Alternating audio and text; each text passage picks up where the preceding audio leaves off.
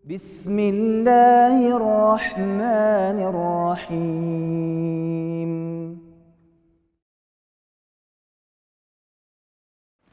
Bismillahirrahmanirrahim.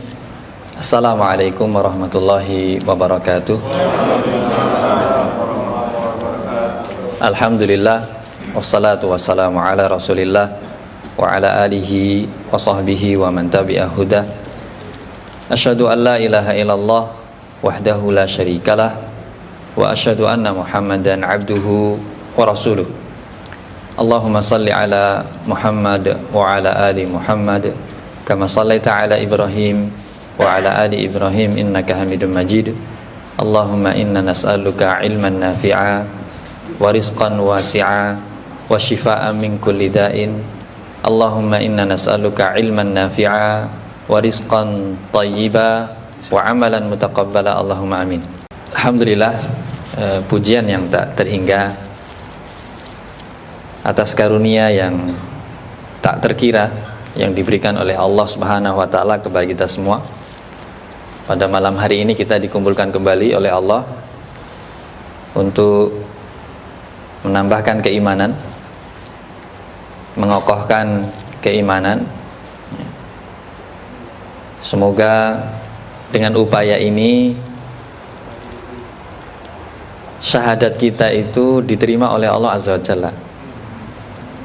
Karena siapa yang kemudian dia bersyahadat masuk Islam, tapi kemudian dia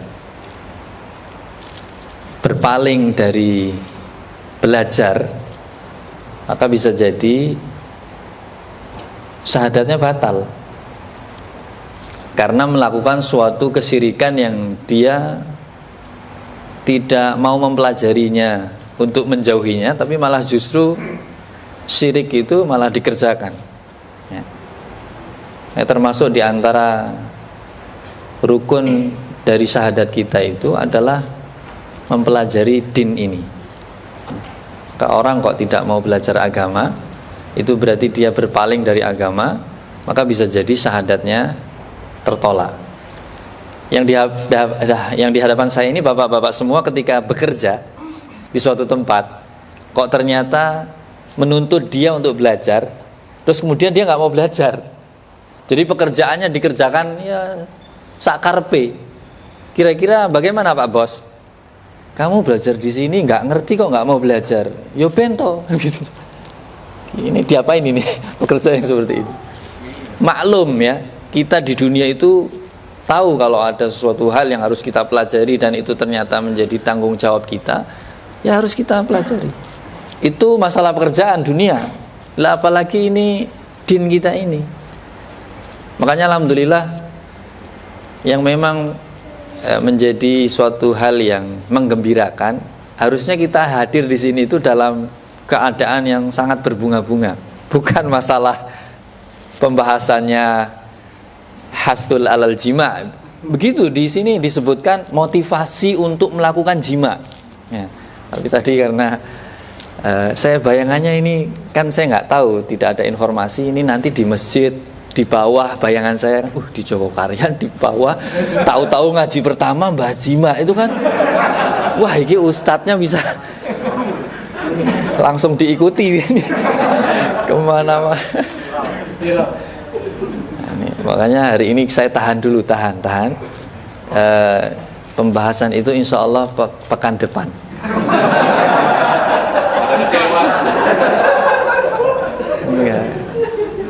Jadi tadi ya perasaan berbunga, bahagia ketika duduk bersama di taman surga ini harus hadir. Antum sama istri di kamar seneng berbunga-bunga kan ya. Itu sama istri yang tadi. Loh, masa kita menyalurkan syahwat dinilai ibadah? Lah apa yang seperti ini dikira nggak beribadah? Ini lebih mulia. Ya, lebih mulia. Tapi kadang perasaan kita apa sama ya, atau harusnya lebih. Kalau sama istri masya Allah luar biasa senengnya, bahkan koyone nggak bisa tidur sebelum bertemu kan ya. Wis wah, semua sarafnya itu terpanggil gitu. Ini bagaimana caranya kita menghadirkan rasa itu ketika kita itu belajar din kita ini. Maka saya yakin, dengan seyakin-yakinnya, bapak-bapak ini Masya Allah luar biasa perjuangannya. Dari pagi sampai sore, kadang bahkan lembur. Ada jam ngaji, datang tidak ngantuk, itu Masya Allah. Tapi kalau datang ngantuk, berarti, bukan menyalahkan ya, bisa jadi hasrat untuk mencari ilmunya itu belum ketemu. Belum seperti kalau nonton GP500 atau bola itu kan ngantuknya jam loro tangi, atau bahkan wah ini nek turu kebablasan nggak tidur sekalian. Bisa ada apa itu sesuatu hal yang membuat dia melek terus gitu. Wah ini kita belajar yang seperti ini marilah kita hadirkan perasaan itu sehingga kemudian semangat muncul. Dan semoga kita diberkahi oleh Allah, karena orang yang bersemangat itu insya Allah mendapatkan sesuatu yang dia semangati. Tapi kalau datang ya terlambat, sudah terlambat tidur, terus kemudian orang nyatet gitu, terus tidak tahu pulang, wah ini jangan-jangan malah dapat dosa ini, ya kan? Seperti sabda Nabi kita yang mulia sallallahu alaihi wasallam itu, wailul lil aqab minan nar. Bahkan diulang 3 kali, dan ini dengan nada yang keras. Celaka itu tumit-tumit di neraka, padahal sedang wudu, tapi malah diancam neraka. Gara-gara apa? Enggak sempurna. Maka menuntut ilmu itu bukan hal sepele, bukan hal remeh, harus dipersiapkan. Lalu kita sama istri siap-siap wangi, siap-siap mandi. Loh, menuntut ilmu itu lebih mulia. Ini semakin membakar kan ya, bukan hanya temanya, tapi memang ini kebutuhan kita sebagai seorang laki-laki. Ini yang paling awal, karena kalau kita tidak punya ilmu, terus mau ngapain? Kalau cuma punya duit gak punya ilmu, banyak contohnya yang sudah celaka di bumi ini. Banyak contohnya yang celaka, punya banyak harta tapi gak punya ilmu. Lah kalau punya harta itu mulia, Qarun mesti udah hebat lah ya, dijunjung-junjung. Tapi kan kenyataannya malah justru menjadi contoh yang hina ya.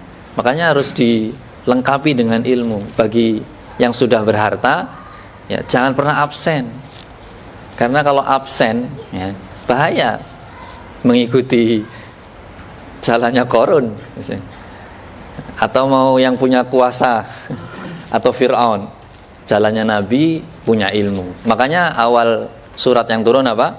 Iqra, untuk menyelesaikan semua permasalahan. Belajar berarti. Bahkan dalam Al-Quran, kalau para ulama menyatakan apa yang pertama harus dipelajari oleh setiap muslim, maka fa'alam annahu la ilaha illallah. Yang harus diketahui, diilmui itu kalimat tauhid, la ilaha illallah. Berarti belajar seluruh sendi dalam ilmu Islam, kalau ternyata diikhlaskan itu belajar tauhid. Jangan terus kemudian kalau belajar tauhid itu kitab akidah, terus setelah dipelajari malah buat nyerang sana sini. Itu kata kiai kita, itu cara belajar akidah tapi dengan cara filsafat.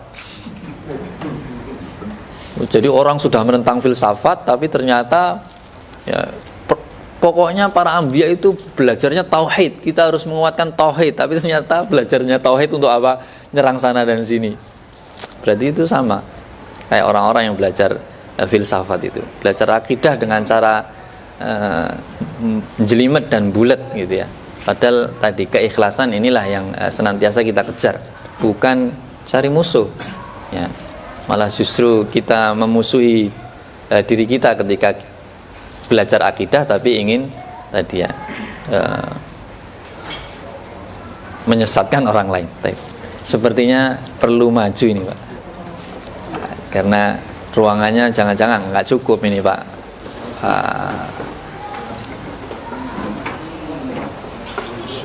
Ini bapak-bapak terlalu banyak apa ruangannya yang kurang besar ini?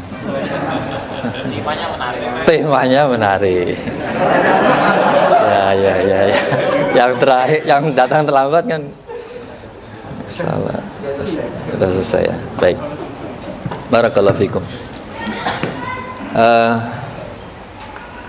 Aslinya kalau di PDF itu halamannya 60 nih. ya. Tema yang harusnya kita sampaikan pada hari ini itu di halaman 60. Tapi sebagaimana tadi saya sampaikan, kita lewati dulu. Kita lanjut di halaman 69. 69 nanti menuju ke 60 insya Allah ya. Baik. 69 kita buka dulu. 69 mana ya?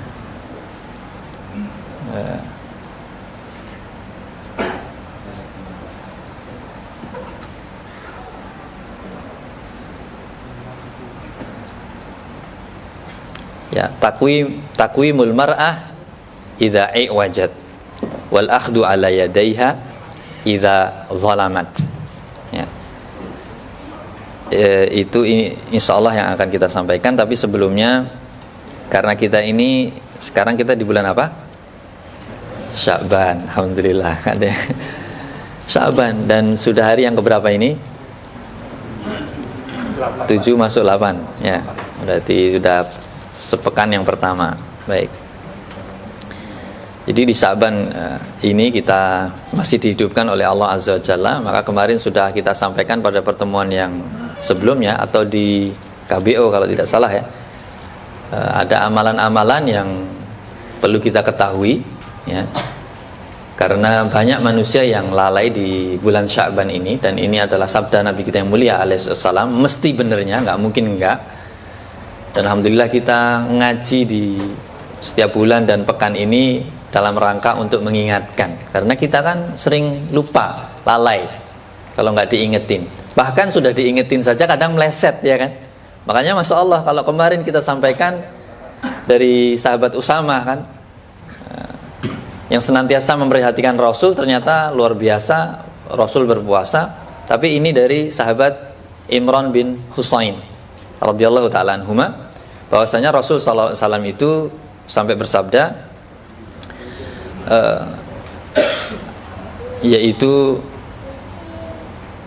ketika Rasul sallallahu alaihi wasallam bertanya kepadanya atau kepada orang lain, ya, asumta min surori Sya'ban, apa kamu puasa di surornya Sya'ban? Maka kemudian beliau menjawab, sahabat ini menjawab yang ditanya oleh Rasul, la, tidak. Qala fa idza aftarta fasum yaumain. Ya. Jadi kalau kamu enggak puasa, ya, kalau kamu berbuka maka puasalah 2 hari. Jadi ternyata nanti ada yang menafsiri hadis ini bahwa suror Sya'ban itu tengah Sya'ban. Yang paling ma'ruf kan di Sya'ban pasti yang teringat apa? Nisfu Sya'ban. Nisfu Sya'ban itu kan berarti pertengahan. Berarti kalau pertengahan itu kalau maksudnya puasa berarti ayamul bait maksudnya ini. Kamu 13, 14, 15 itu kamu puasa enggak? Enggak. Kalau enggak hari ini 13 misalnya, berarti jangan lewatkan yang 14 dan 15 begitu. Jangan lewatkan yang 2. Maksudnya kalau kemarin kita sampaikan kalau bisa banyaklah kita berpuasa. Kalau enggak jangan tinggalkan sebulan itu berpuasa di tengahnya.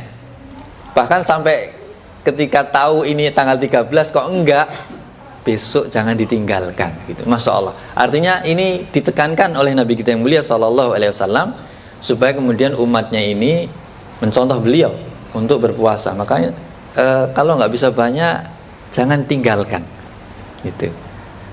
Jangan tinggalkan. Ini disebutkan oleh Imam Nawawi, yaitu bisa jadi ini di awal di pertengahan atau di akhir bulan.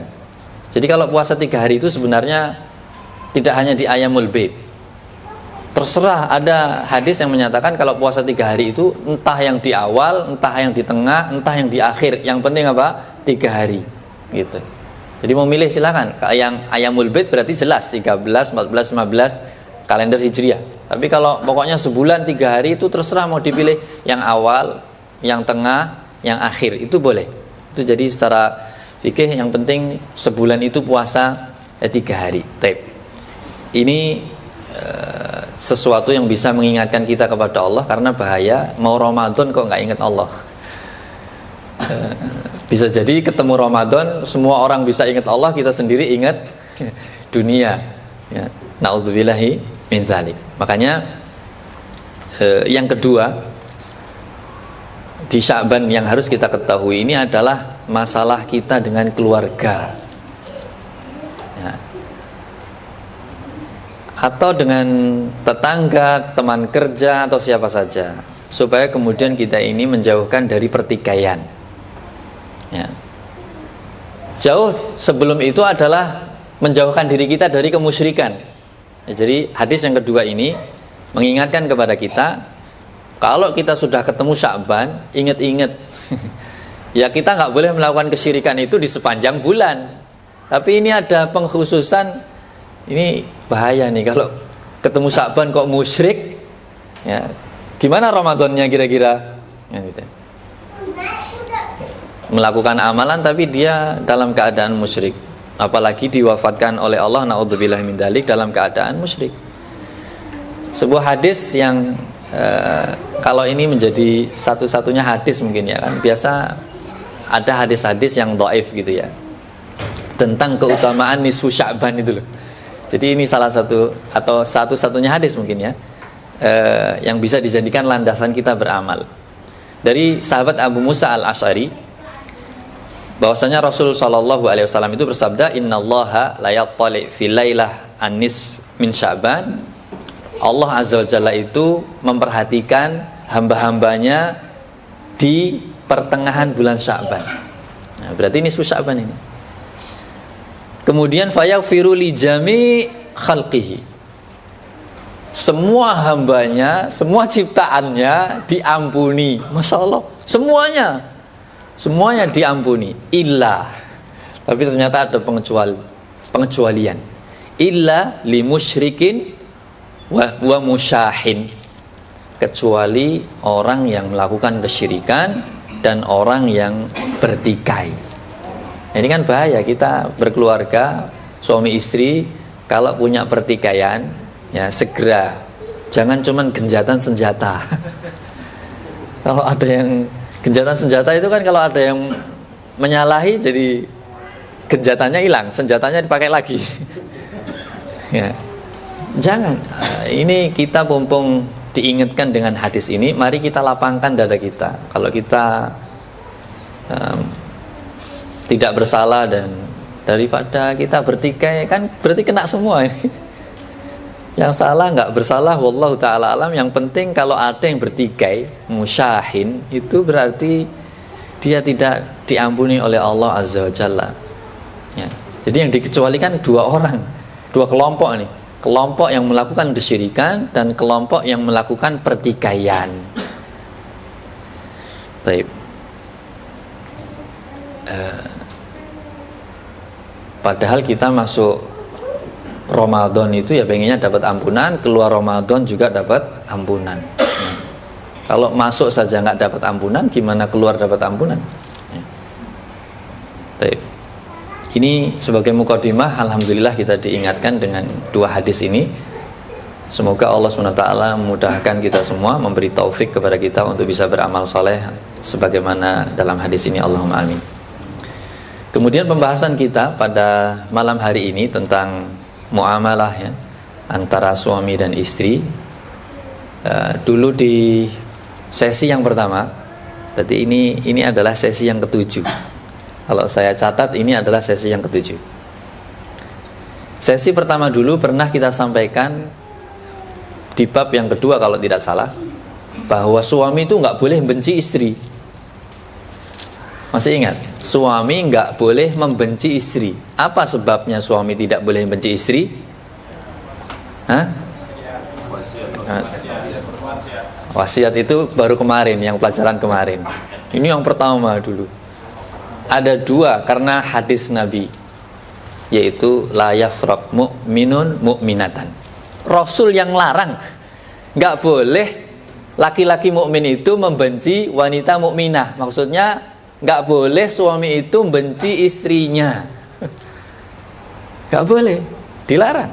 Bahkan kalau pelajarannya baru yang kemarin itu, salah satunya wasiat ya, itu dilandasi firman Allah Azza wa Jalla kan, wa ashiruhunna bil ma'ruf. Itu wasiat Allah berarti, bahkan satu larangan Nabi, satu wasiat Allah ya. untuk perintah Allah Azza wa Jalla kepada setiap laki-laki untuk bergaul dengan baik terhadap istri, kalau dua istri-istrinya. Ya kan? Bergaul dengan baik. Berarti ini tidak bisa, kita nggak bisa belok kanan atau kiri, harus lurus. Ya, nggak boleh membenci istri. Makanya kemudian setelah kita tidak boleh membenci istri, supaya nggak bisa benci, itu langkah berikutnya ketika kita tafsilkan di pelajaran yang awal setelah makom, itu adalah nggak boleh kita itu marah-marah sama istri. Jadi laki-laki kalau marah, rumahnya dibakar tuh.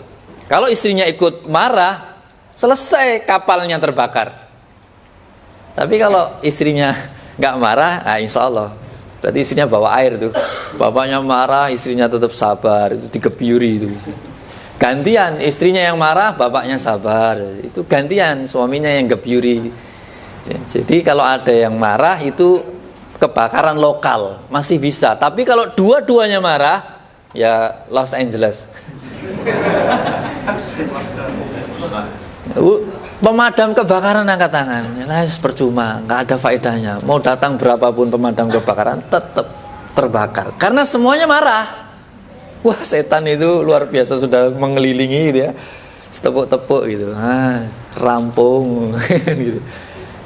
Jadi pelajaran yang kedua kemarin secara tafsil itu membuat kita mudah untuk tidak membenci istri karena bisa menahan amarah, ya.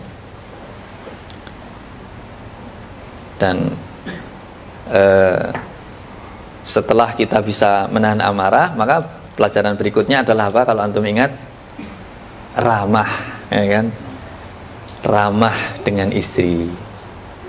Contohnya kan Masya Allah banyak sekali kemarin. Ramah itu seperti apa? Itu seninya banyak sekali. Kemarin hanya disampaikan beberapa contoh dari Nabi kita yang mulia alaihissalam dan pendahulu kita yang soleh, ya. Tapi kemudian kalau kita ini Masya Allah ya, nggak benci, nggak marah, muamalah kita baik, Masya Allah kita senantiasa berusaha untuk mencintai istri, itu tidak berarti kemudian kita ini membiarkan istri kalau istri melakukan kesalahan. Makanya judulnya pada hari ini itu adalah apa? Judulnya meluruskan kesalahan atau kebengkokan istri, ya, kalau sesuai judul dari kitab I'wijat itu bengkok, ya, jadi meluruskan kesalahan atau kebengkokan istri sambil kemudian kita itu mengambil tangannya, jangan nampar. Wa akhdu ala yadai, ngambil tangannya, kita tuntun untuk yang benar supaya dia tidak melakukan atau meneruskan kesalahannya atau tidak melakukan kezaliman. Yang judul berikutnya nanti adalah mengingatkan kita terhadap fitnah wanita.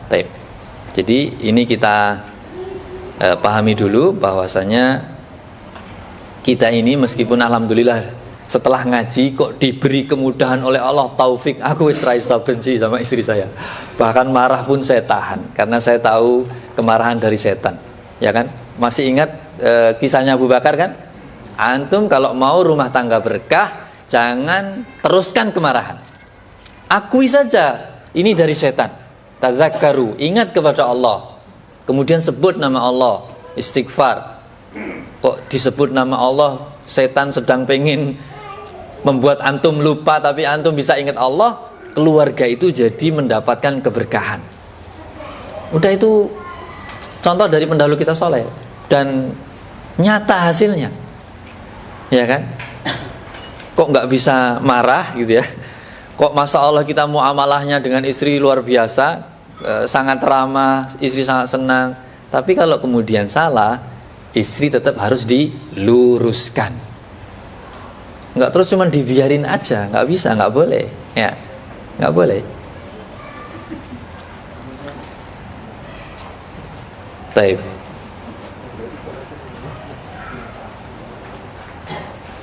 Nah, tapi kalau ngelurusin istri jangan terlalu lempeng. Jangan terlalu lurus kayak ndelok apa itu, busur itu. Oh, udah lurus ini. Busur padahal bengkok kan ya. Senarnya itu yang lurus tapi busurnya kan bengkok. Wah, ini udah lurus ini, tengah gitu. Ya. Jangan terlalu lurus, karena kalau lurus itu berarti akan patah, dan patah itu adalah menceraikannya. Ya. Makanya kita jangan terburu-buru lah. Kalau kita dapati dari istri kita, itu kuncinya jangan tergesa-gesa, jangan terburu-buru. Ya, pelan-pelan saja. Ya. Pelan-pelan, tapi jangan dibiarkan sampai kemudian tidak ditangani. Ya. Karena kalau kita terburu-buru, nanti kita sendiri yang apa? Rugi. Dulu pernah disampaikan hadis Nabi, ada di antara orang itu adalah dia menjadi kunci. Tapi kunci apa? Ya, ini kita ulang supaya kita ingat ya. Ingat hadis ini, ingat kunci. Kita harus jadi kunci. Tapi kunci apa? Rasul bersabda, inna minan nas mafatihalil khair maghalid lisyar. Sesungguhnya ada di antara manusia itu, dia menjadi kunci pembuka kebaikan-kebaikan, dan dia justru menjadi kunci untuk menutup keburukan-keburukan. Fatuba liman ja'alallah, maka tuba itu kalau dalam tafsir hadisnya ada yang menyampaikan bahwa ini suatu lembah di surga. Maka keberuntungan tuba itu ya kebahagiaan, kesuksesan ya. Tuba atau dia mendapatkan lembah di surga ya. Beruntung sekali kepada siapa yang dia ini dijadikan oleh Allah sebagai kunci pembuka kebaikan-kebaikan ya. Wawailun, ini sama. Wailun itu juga suatu lembah di neraka. Celaka seseorang mendapatkan lembah di neraka, liman ja'alahullahu mafatihas syarr ala yadayhi, yang dia kok dijadikan oleh Allah itu menjadi kunci, tapi kunci untuk membuka keburukan-keburukan dan kunci untuk menutup kebaikan-kebaikan. Kita ini kalau punya masalah dengan istri, jangan jadi kunci pembuka keburukan. Jadi yang dibuka baik-baik saja, yang buruk-buruk tutup. Atau tadi kita punya masalah, tapi ternyata karena tergesa-gesa kita selesaikan dengan cara yang tidak benar, itu kan berarti membuka keburukan. Karena tergesa-gesa itu biasanya dari siapa? Setan. Udah. Marah dari setan, tergesa-gesa dari setan ya. Maka ingat hadis ini, ingat laki-laki jadi kunci. Maka benar kan kata Kiai, memang masalahnya di kita. Nggak jauh-jauh, masalahnya yang bak kunci. Dia kunci apa? Ya kalau perempuan, maksudnya kalau dia sudah berkeluarga, dia itu kan seperti apa? Seperti tawanan, kata Rasul. Ya terserah antum. Lah kalau malah antum kebalik, antum yang ditawan, istri yang malah jadi menawan ente, kan jadi ini yang salah siapa? Istri apa? Antum. Lah iya.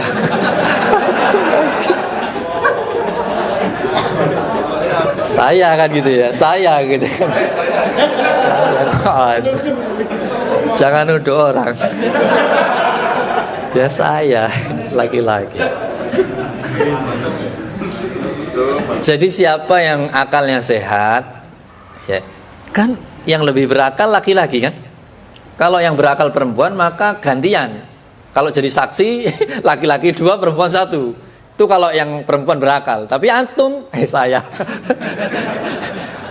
Kita ini laki-laki jelas mengedepankan nalar kita dalam melihat sesuatu, bukan perasaan. Tapi kalau perasaan yang di depan berarti anti, bukan anta.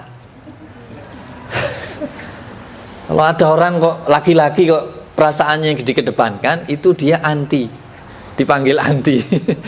Seperti bahasa Arab, bahasa Inggris, auntie. Siapa? Aunt. Anti. Bibi ya. Dia nggak pantas jadi paman. Pantasnya jadi bibi. Solehah. Laki-laki yang solehah nggak ada. Jadi ke depan, kalau kita punya akal yang sehat, hati-hati. Lihatlah nanti jauh ke depan, jangan saat itu, karena kalau saat itu tergesa-gesa. jauh ke depan. Ini kalau saya begini nanti buyar enggak ini keluarga ini. Ya prinsipnya kalau laki-laki itu pertahankan. Karena kalau sudah kita ya bersama-sama sudah mengarungi lautan itu ya jangan dipecah di tengah lautan. Ya berlabuh dulu lah ya. Tapi ya jangan terus kemudian dilepas. Usahakan untuk tetap bersama sampai surga ya. Tapi sesuatu itu hanya usaha dan upaya kita ya. Kok nanti Allah mentakdirkan yang lain ya kita terima. Tapi semoga senantiasa terbaik ya. Baik. Antum kalau punya masalah jangan nekat ya. Kalau tadi tergesa-gesa, sekarang nekat. Lagi-lagi ya jangan nekat. Kalau nekat itu mesti ngawur, ya kan? Udah tergesa-gesa, nekat, ngawur, pasti hasilnya jelek. Baik. Jadi kalau istri kita itu terpeleset, ini di bahasa kitabnya, wa in sodarot minha zallah. Zallah itu kepleset. Jadi kalau ada kesalahan, ini mesti nggak disengaja aslinya.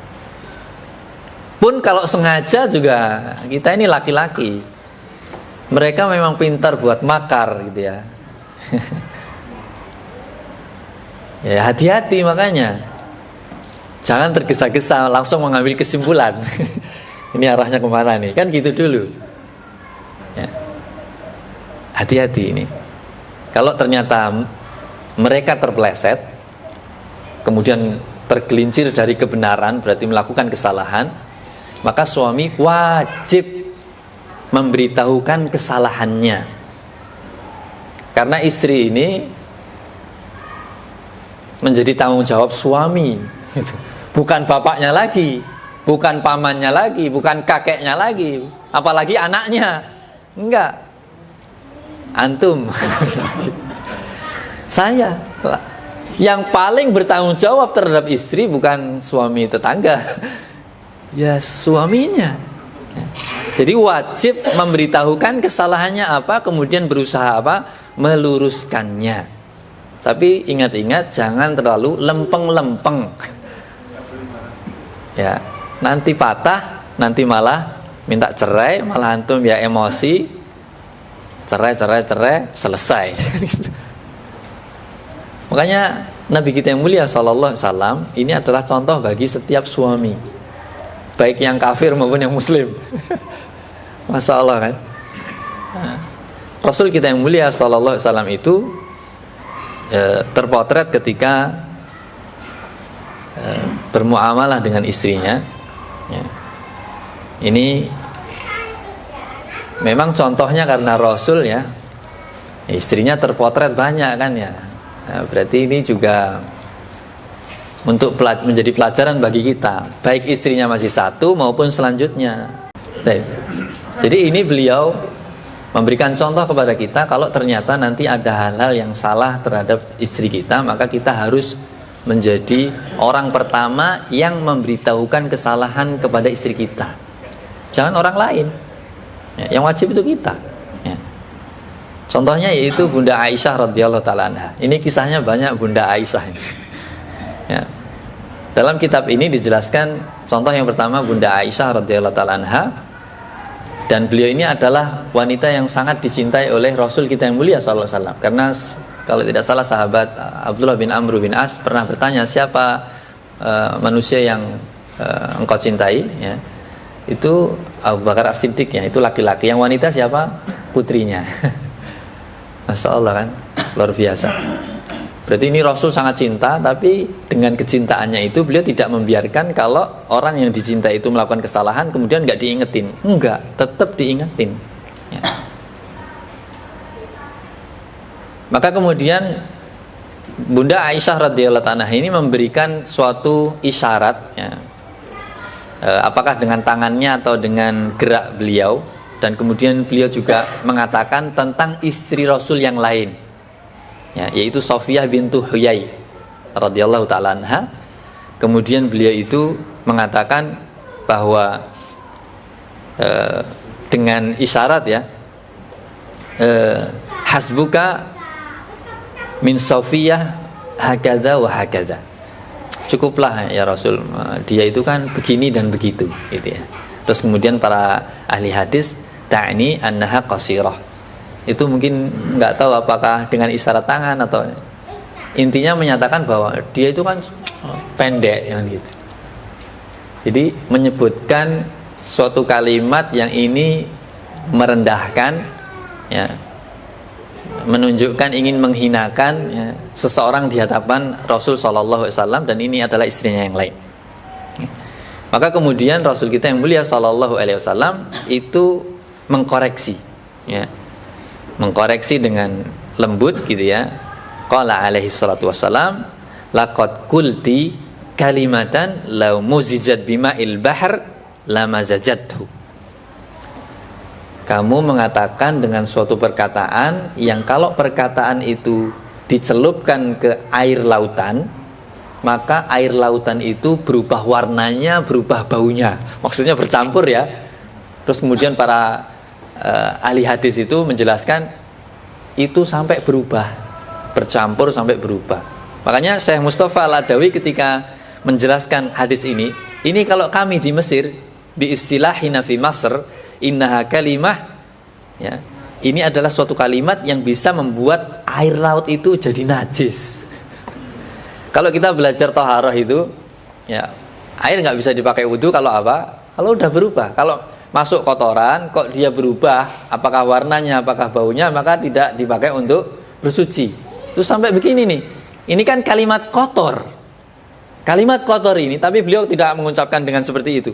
Cuman ini kalimat, kalau kamu ucapkan ini, kalau kamu celupkan ke lautan kalimatmu itu, maka lautan itu berubah.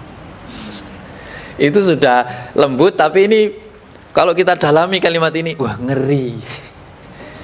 Lautan yang banyak airnya bisa jadi najis, itu kayak apa itu? Lautan padahal, bukan sungai, bukan sumur, lautan ya. Jadi Rasul menegur dengan suatu kalimat yang kalau kita dalami ini, wah ini ngeri ini kalimat ya. Sampai berubah warna, berubah bau, jadi najis ya. Jadi ini tidak dibiarkan oleh Rasul, langsung dikoreksi ya, tidak nunggu besok.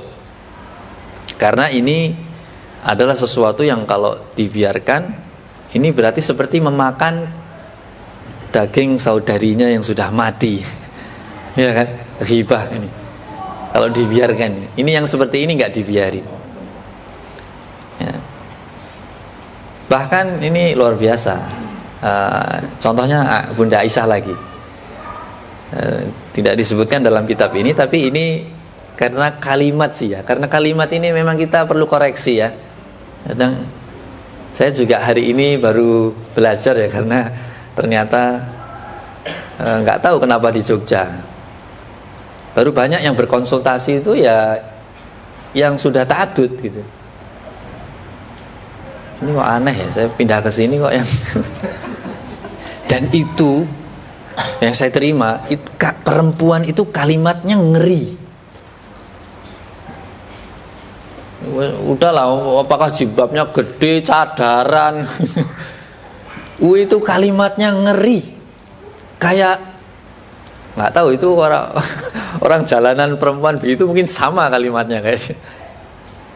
Jadi memang hati-hati dan jangan kemudian kita berapi-api ketika menghadapi ini. Oh, ini memang wanita ini kalau sedang dalam keadaan yang gundah gulana ya, itu hilang akalnya, kalimatnya itu jauh dari agamanya, jauh sekali ya. Kalau tadi kan Bunda Aisyah radhiyallahu ta'ala anha itu dengan kemuliaannya ya, kita tidak kemudian merendahkan Bunda Aisyah radhiyallahu ta'ala anha, kalla, tidak sama sekali ya. Itu bahkan kalau mau dibandingkan dengan seluruh wanita, itu beliau nomor satu. Umat Nabi Muhammad yang paling faqih Bunda Aisyah radhiyallahu ta'ala anha, nggak ada yang melebihi, nggak ada. Jadi jangan terus kemudian ini merendahkan, tidak. Malah justru ini menjadi pelajaran.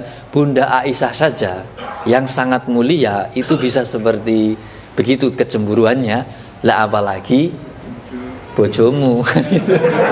bojoku. Lah apalagi bojoku. Lah siapa dia? Ya kan? Tidak semulia Ummul Mukminin, jauh gitu. Kalau ternyata kok kalimatnya mengerikan gitu, itu jangan kaget dulu. Jangan kaget dulu. Ya. Tadi kalau Bunda Aisyah itu mengisyaratkan ya, terus isyaratnya pendek. Kalau ini itu kan istrinya yang hidup, ya kan? Pernah Rasul memuji istrinya yang sudah meninggal. Kalau ini Rasul, ini cinta pertama masalahnya. Ini nggak ada duanya. Dan Rasul tidak melakukan ta'adud nih bersama beliau sampai beliau wafat, Bunda Khadijah radhiyallahu taala anha. Itu wanita sempurna kalau ini. Ini disebut Rasul wanita sempurna. Jadi beda ya, nanti memang Bunda Aisyah disebutkan dalam hadis yang menyebutkan bahwa wanita yang sempurna itu nggak banyak. Kalau laki-laki banyak. Ini hadisnya nyambung. Kalau Aisyah dibandingkan dengan yang lain itu seperti sarit, seperti makanan itu daging sama tepung itu dengan roti yang lain. Maksudnya punya kelebihan lah, intinya punya kelebihan. Tapi kalau Bunda Khadijah, nggak ada duanya. Pernah kita sampaikan kan? Kalau Bunda Khadijah yang nitip salam Allah. Kalau Bunda Aisyah malaikat Jibril. Kalau Bunda Khadijah titip salam, makanya Allahumma antas salam wa minkas salam, itu kalimatnya Bunda Khadijah. Ya, bukan malah jawabannya waalaikumsalam. Bukan. Ya Allah, engkaulah yang zat yang maha selamat, darimulah keselamatan. Itu cerdasnya Bunda Khadijah. Enggak dijawab waalaika waalaihi salam. Kalau kita dapat salam kan kita jawab seperti itu. Masya Allah, ini luar biasa. Bunda Aisyah menceritakan sendiri, kana Nabiyyu sallallahu alaihi wasallam idza dzakara Khadijah athna 'alaiha. Rasul kalau sudah mengingat Bunda Khadijah itu mesti pujian yang keluar, tidak hanya satu, pujian banyak sekali. Bahkan disebutkan Bunda Aisyah fa'ahsanats tsana, terbaik, pujian yang terbaik keluar. Qalat faghirtu yauman. Udah sering, Bunda Aisyah sudah sering mendengar pujian itu, sudah sering. Tapi enggak kuat. Sudah meninggal sering disebut. Kalau ada Rasul nyembelih apa itu, ini antar untuk teman-temannya Bunda Khadijah. Sampai teman-temannya diperhatikan sama Rasul. Itu wafa. Kecintaan Rasul itu Masya Allah tampak. Bahkan sahabat-sahabatnya Bunda Khadijah itu nggak dilupakan. Kalau nyembelih itu ini bagi. Wah, Masya Allah. Faghirtu yauman, aku sangat cemburu pada suatu hari. Jadi nggak serta-merta ya, udah Masya Allah luar biasa Bunda Aisyah. Tapi namanya perempuan nanti kita akan ketahui. Ya, dan kita semua akan mengetahui istri-istri kita. Kalau kan gitu ya. Yang kedua, 3, keempat. Fakultu ma aktsara ma tadhkuru hamra asyidqi. Ini masalah. Ngeri. Ya Rasul istilahnya, terlalu sering engkau itu kok menyebut dan memuji-muji istrimu itu yang hamra asyidqi. Itu kalau dicari di terjemah itu, hamra itu kemerah-merahan, asyidqi itu adalah rahang. Jadi kenapa rahangnya kemerah-merahan? Karena sudah nggak ada yang putih. Itu nggak tega saya mau ngomong. Wanita kalau sepuh itu kan, iya kan.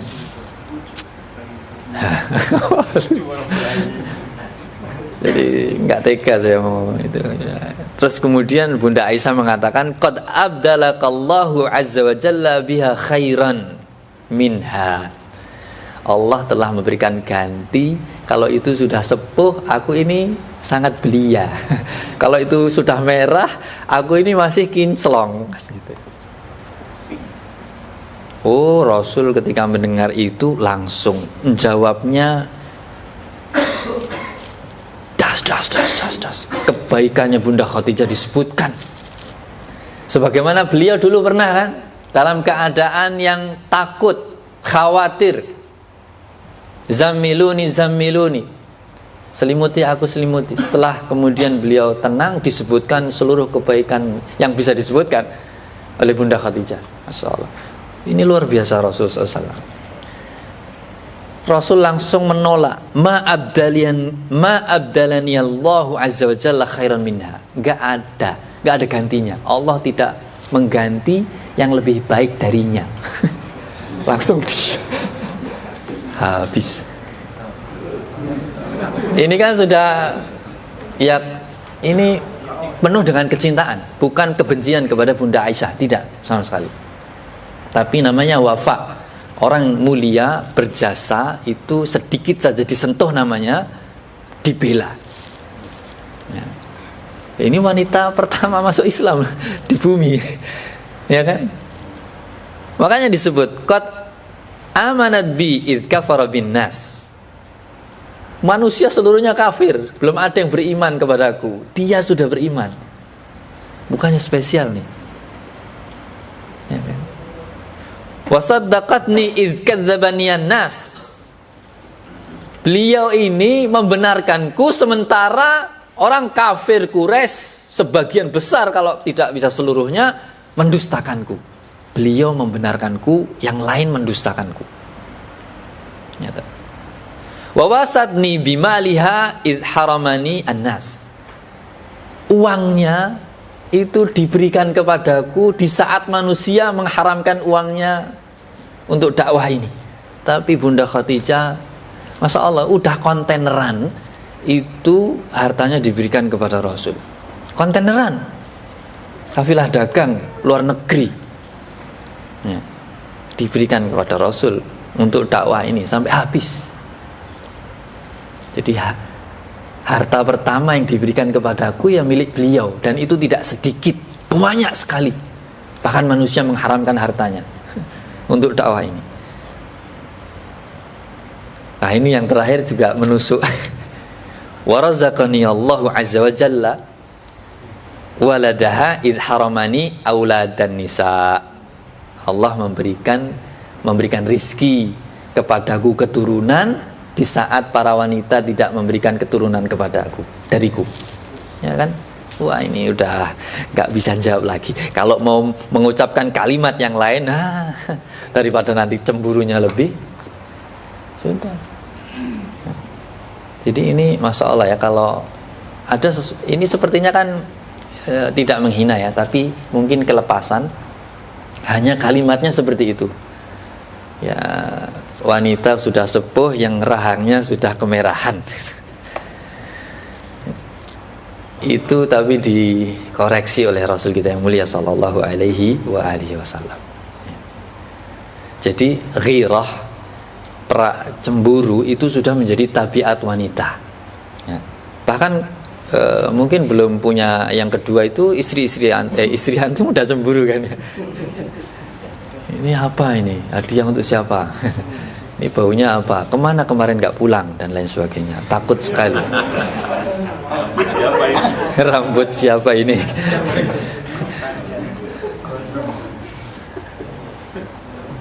Ya.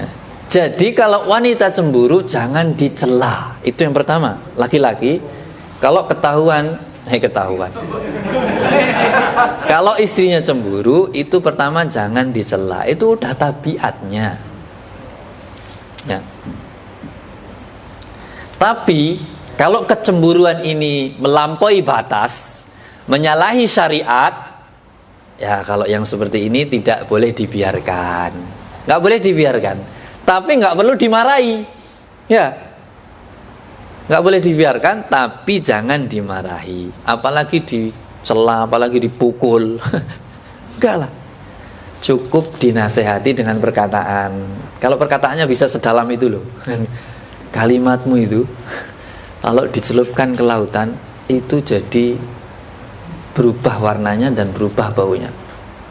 Jadi najis. Wah, itu dalam.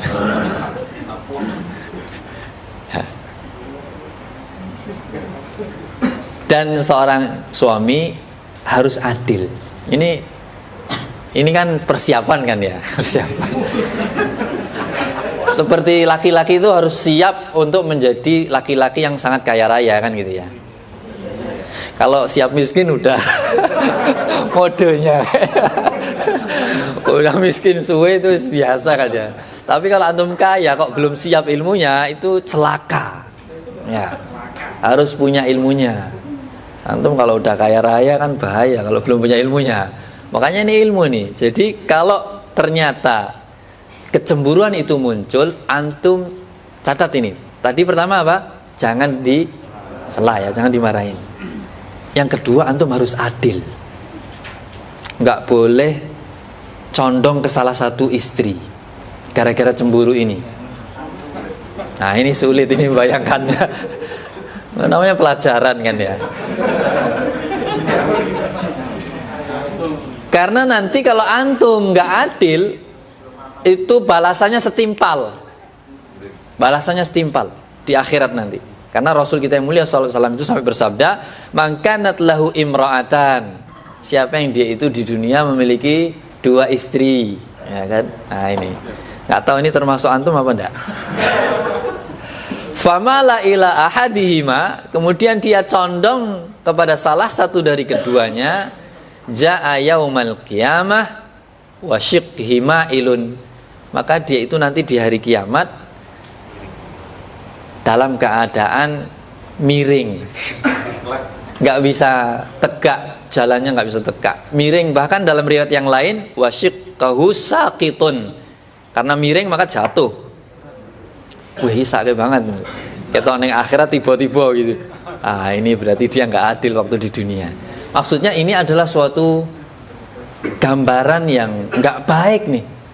Di hari kiamat kok dibangkitkan dengan keadaan yang seperti itu berarti kehinaan.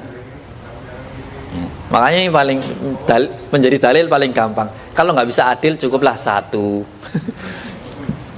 Kalau pengen membuktikan adil silahkan 2.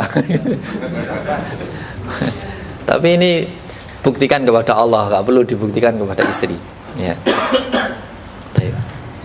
Jadi biasanya yang terjadi di Rasulullah SAW itu adalah masalahnya istrinya, bukan suaminya. Ini bahaya.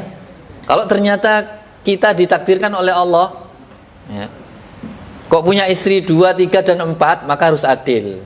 Kalau ada orang lain ta'adud, kok suaminya nggak adil, nah ini bahaya. Jadi ancaman, nah, kan? Enak ning donya, ora enak ning akhirat. Kan penak ning dunya, penak ning akhirat. Caranya apa? Adil tadi. Ya, caranya adil. Adil itu ya gampang dalam Islam itu aslinya.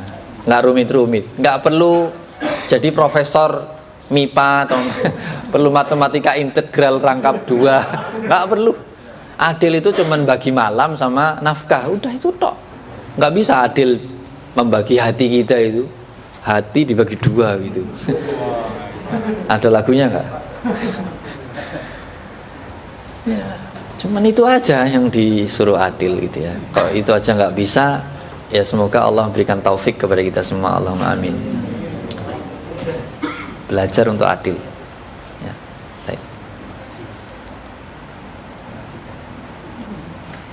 baik itu kalau contohnya terkait dengan istri beliau. Antara istri satu dengan istri yang lain cemburu, maka beliau membenarkan. Atau bahkan kepada istrinya yang sudah meninggal tadi radhiyallahu ta'ala anha, kok kemudian ada suatu hal maka dikoreksi, baik yang hidup, yang meninggal itu. Berarti ini contoh juga kalau istri kita ngomong kepada orang wanita yang lain dan sebagainya itu koreksi. Lalu bagaimana kalau selain itu masalahnya? Contohnya adalah terkait urusan rumah. Urusan rumah kan sudah kita serahkan. Kalau saya pergi, komandannya kamu ya, kan gitu ya. Karena ini rumah ini kan amanah yang dititipkan oleh Allah kepada saya, ya. Dan kemudian kalau saya pergi, maka di dalam hadis disebutkan bahwa setiap kalian adalah pemimpin, ya kan. Dan wanita itu apa? Pemimpin fi baiti ba'liha, di rumah suaminya. Ya, kecuali kalau rumahnya punya istrinya. Ini hadisnya masuk nggak ya? Ya masuk ya, seperti Bunda Khadijah kan ya, masuk soalnya kan sudah diserahkan. Mas, ini miskin rumahku tapi ini silakan ditinggali. Dan ini kendalinya saya serahkan kepadamu wahai suami. Karena kamu yang bertanggung jawab kepada kami semua, termasuk apa yang ada di rumah ini. Meskipun ini milik saya, tolong diatur yang baik. Oh ya, gitu ya. Maka ketika pergi berarti tadi ada apa namanya nasihat-nasihat. Rumah ini harus begini, tidak boleh begini. Kalau ada yang begini, ada yang begitu. Kamu harus begini, harus begitu, gitu ya. Nah, jadi rumah ini sudah diamanahkan. Maka suatu ketika Bunda Aisyah lagi radhiyallahu taala anha istarat numruqatan fiha tasawir. Maka kemudian beliau Bunda Aisyah membeli ya suatu numruqah itu bantal kecil. Bantal kecil yang kemudian di bantal itu ada tasawir, ada gambar-gambarnya. Maka Rasul itu ketika mau pulang ya, mau masuk rumah. Jadi kalau mau masuk rumah itu itu sudah disebut hujrah ya, tapi nggak ada atapnya. Terus baru masuk ghurfah kamar gitu ya. Ketika dibuka itu sudah belum masuk ke kamar ya, mungkin masuk baru ke halaman. Rasul berdiri aja, berdiri nggak masuk. Padahal Bunda Aisyah radhiyallahu taala anha itu sudah berupaya merubah suasana rumah supaya kalau beliau Rasul datang itu melihat sesuatu yang beda. Tapi ketika melihat yang beda itu Rasul nggak masuk, cuman berdiri, nggak masuk. Dan yang seperti itu diketahui oleh istrinya. Ini memang komunikasi tingkat tinggi, nggak perlu berucap tapi udah, wah ini ada masalah, wah ini Rasul duka, ini Rasul nggak seneng, sudah kelihatan. Maka kemudian ketika Rasul nggak masuk, Bunda Aisyah itu langsung mengucapkan atubu ilallah mimma aznabtu ya, saya bertobat kepada Allah ya Rasul dari dosa-dosa saya ya. Jadi Masya Allah, ini mesti ada salah ini saya ya Rasul, saya tobat kepada Allah. Terus kemudian diminta untuk menyebutkan, tapi kemudian Rasul SAW itu bersabda mahadhihi numruqatu. Apa ini numruqah? Itu bantal apa itu? Kok ada gambar-gambarnya itu? Ini saya beli ya Rasul, litajlisa 'alaiha, supaya engkau duduk di atasnya dan engkau bisa menjadikan bantal kalau Rasul nanti badisari mau tidur itu bisa dibuat bantal. Terus kemudian Rasul menyampaikan kenapa beliau berdiri lama dan tidak mau masuk. Kemudian Rasul bersabda, inna ashaba hadhihi suwar, orang yang bikin gambar ini, suwar itu gambar makhluk yang ada nyawanya. Suwarun itu adalah roksun. Jadi yang namanya suwar itu adalah gambar bernyawa, ada kepalanya. Maka kalau suwar itu, surah itu nggak ada roksunnya, nggak ada kepalanya, maka tidak disebut suwarun. Jadi kalau ada gambar makhluk bernyawa kok nggak ada kepalanya, tidak disebut surah, suwarun jamaknya. Maka kemudian beliau ketika menyampaikan bahwa orang yang bikin gambar ini dia nanti diazab di neraka ya, dan bahkan nanti dikatakan kepada mereka ya, uhyu ma khalaqtum, hidupkan apa yang kamu ciptakan. Ngeri. Dan ini kan suatu hal yang kayak apa ini ya, menakutkan gitu. Oh nggak bisa tapi kok suruh. Terus ini tidak hanya sekali dikatakan hidupkan, kamu udah menciptakan sesuatu, hidupkan. Nggak bisa, itu kan dalam keadaan takut ya.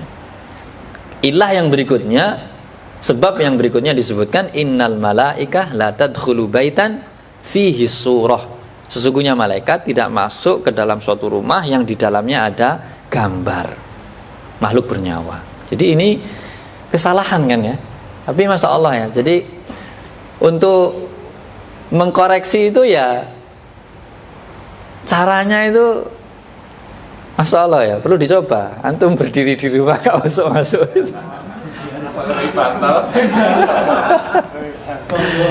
Ya Allah, emang komunikasinya tinggi deh. Ya.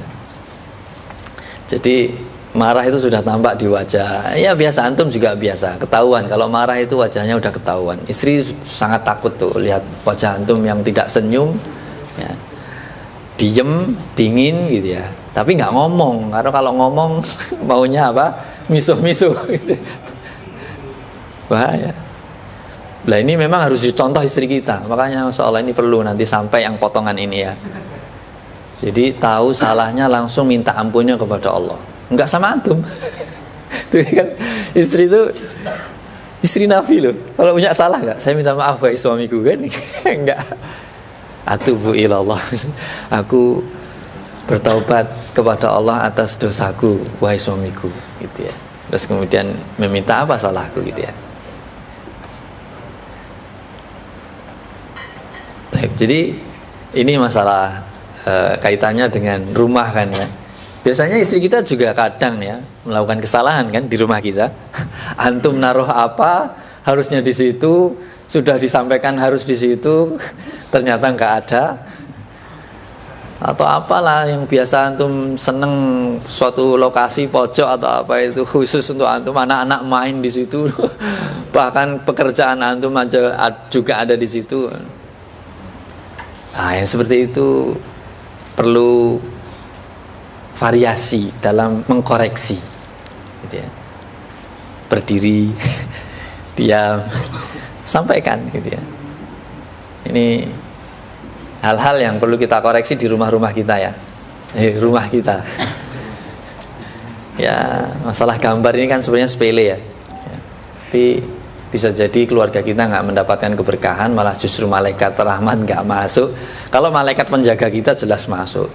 Cuman malaikat rahmat ini yang nggak masuk gara-gara tadi ada gambar makhluk bernyawa. Ya ini perlu kita pelan-pelan gitu ya. Karena pernah ada ya, tahu-tahu langsung disobek-sobek dia itu. Kamu gila, habis ngaji kok jadi kayak gitu. Itu kan nanti nggak kuat loh. Ngaji itu biasa aja, jangan sampai seperti itu gitu. Ya pelan-pelan ya, sampaikan ilmunya dengan baik. Sebagaimana kita alhamdulillah hari ini menerima kebaikan ini tanpa terpaksa untuk kemudian kayak tertekan gitu. Tapi ini hidayah dari Allah. Alhamdulillah saya diperdengarkan ini kebaikan. Saya sangat lapang untuk melakukan kebaikan ini.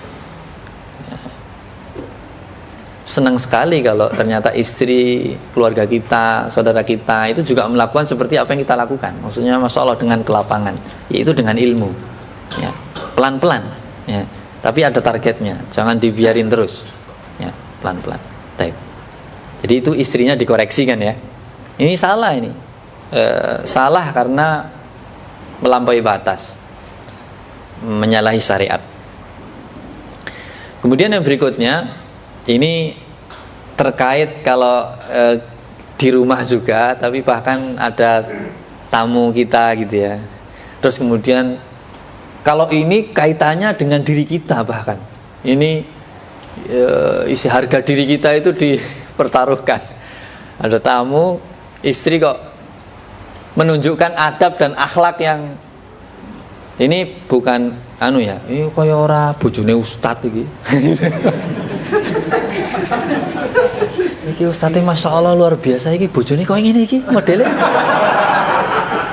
Antum jangan pernah punya bayangan seperti itu. Ya, kualat nanti.